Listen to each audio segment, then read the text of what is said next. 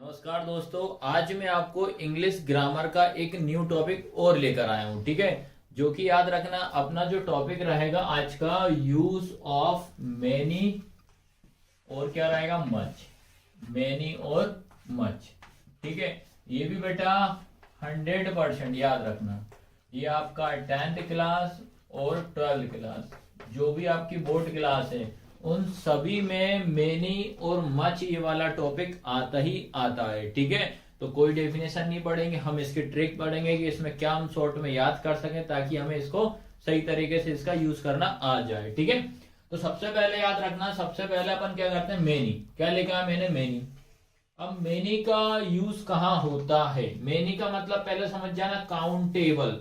Countable का मतलब क्या होता है? जिसको हम गिन सकते हैं, जिसको हम क्या कर सकते हैं, गिन सकते हैं, मतलब काउंटेबल याद रखना। ठीक है, जैसे एग्जांपल के तौर पे मैंने लिया है, एग्जांपल आपको बताया मैंने, जैसे बुक, मतलब कुछ किताब रख दी मैंने, 15-20 किताब, तो मैंने बोला इसको काउंट कर दो। आप आराम से काउंट कर सकते हो, 1 2 3 ऐसे काउंट कर सकते हो आराम से। उसके बाद पीपल्स मतलब लोग, कुछ लोग अगर गिनती के 10-12 लोग खड़े, मैंने बोला काउंट कर दो, आप गिन सकते हो 1 2 3 4 5 ऐसे काउंट कर सकते हो। मतलब जिनको हम गिन सकते हैं उनमें हम किसका यूज करेंगे, मेनी का उपयोग करेंगे। ठीक है, उसके बाद एक और याद रखना पड़ेगा, अगर आपको एस एस वाली वर्ब, एस वाली वर्ब में हमेशा किसका यूज करेंगे अपन, मेनी का यूज करेंगे। एस वाली वर्ब, वर्ब में हमेशा अगर एस लगा है, आपको याद रखना है वर्ब में एस लगा है, अगर वर्ब में एस लगा है तो आपको याद रखना किसका यूज करेंगे, मेनी का। याद रखना वर्ब में क्या लगा होना चाहिए, एस लगा है, तो उसमें अपन किसका उपयोग करेंगे, मेनी का। ठीक है, उसके बाद याद रखना आपका मच का यूज कैसे करेंगे, किसका, मच। तो मच का यूज याद रखना, देखो ये काउंटेबल हो जाएगा तो ये क्या हो जाएगा, अनकाउंटेबल।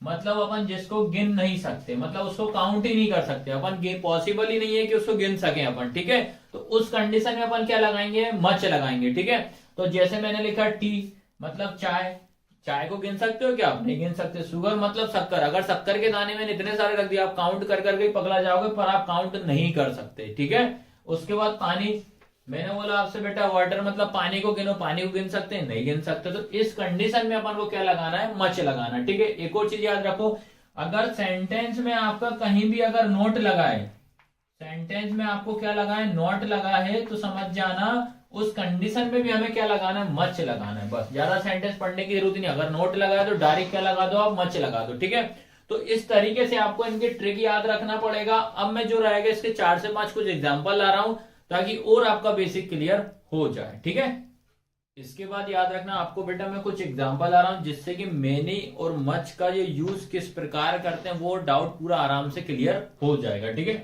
सबसे पहला याद रखना क्या लिखा, I have not many books too. आप तो देखो मैंने क्या बोला, नोट देखो, आप तो सीधा सीधा क्या लिखा भैया, नोट। क्या लगा है आपका, नोट। तो नोट वाली कंडीशन में क्या बताया था मैंने आपको, क्या बताया था, मच लगाना। आपको सेंटेंस की मीनिंग भी मत निकालो, आप तो कोई जरूरत नहीं है, नोट लगाए मच लगाओ सीधा सीधा। ठीक है, उसके बाद आई हैव, ये ब्लैंक लगा है, बुक्स। फिर उसके बाद एंड पेपर्स। अब देखो इसमें कंपेयर वाली बात हो रही है। ठीक है, आपको क्या करा है, बहुत सारी बुक भी रखी है और पेपर भी रख। अब मैंने बोला दोनों में से किसको आप जल्दी काउंट कर सको, तो बेटा बुक को आप जल्दी करो क्योंकि बुक मोटी होती है, और वहीं आपका पेपर का बंडल दे दिया तो उसमें टाइम क्या रहेगा आपका, ज्यादा लगेगा। तो इस कंडीशन में याद रखना बुक को मैं जल्दी काउंट कर सकता हूं, तो इसमें मैं क्या लगाऊंगा, मेनी लगाऊंगा। ठीक है, लेकिन पेपर जो रहेंगे, पेपर को मुझे काउंट करने में टाइम लगेगा, इस कारण से मैं इसमें क्या लगाऊंगा, मच लगाऊंगा। आया सभी को समझ में? जब कंपेयर की बात है खुद अपना दिमाग का भी उपयोग करना पड़ेगा, अपना दिमाग का भी यूज ऐसा करना पड़ेगा, यार मेरे को बुक्स और पेपर साथ में रखे तो किसको जल्दी गिनूंगा, बुक को, पेपर को नहीं गिन सकता इतनी जल्दी। ठीक है, उसके बाद थर्ड वाला क्या लिखा है, यू हैव गोल्ड। गोल्ड मतलब होता है सोना, क्या सोने को गिन सकते हो क्या, नहीं गिन सकते, तो क्या आएगा भैया, मच आ जाएगा। ठीक है, ये हो जाएगा मच। उसके बाद याद रखना ही हैज नोट। आपको याद रखना ये हैजेंट भी पढ़ते हैं, इसको क्या पढ़ते हैं आप, हैजेंट भी पढ़ लो या हैज नोट भी पढ़ लो, ये दो चीज पढ़ा जाता है, हैजेंट या हैज नोट। नोट लगा सीधा सीधा क्या लगाएंगे, मच लगाएंगे। सेंटेंस पढ़ने की मीनिंग भी नहीं निकाल सकते, कोई दिक्कत नहीं, मत निकालो।